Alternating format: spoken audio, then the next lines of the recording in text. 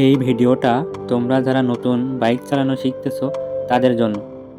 যদি বাইক চালানো শেখার পর বাইক কিনে ফেলো তাহলে ঠিক আছে, আর যদি বাইক না কিনতে পারো ভাই বুঝবা তুমি বাইক চালাতে পারো কিন্তু তোমার কাছে বাইক নাই, এটা কতটা বেদনাদায়ক। সবচাইতে কষ্টের বিষয় কি জানো? তুমি বাইক চালাতে পারো কিন্তু তোমার নিজের বাইক নেই। বাইক চালানো শেখাটা সহজ, কিন্তু বাইক না থাকা যে কতটা বেদনাদায়ক এটা শুধু সেই মানুষই বোঝে যে বাইক চালাতে জানে অথচ তার কাছে বাইক নেই।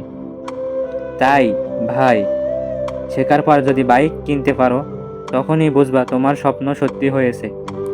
আর যদি না পারো তখন চালাতে পারো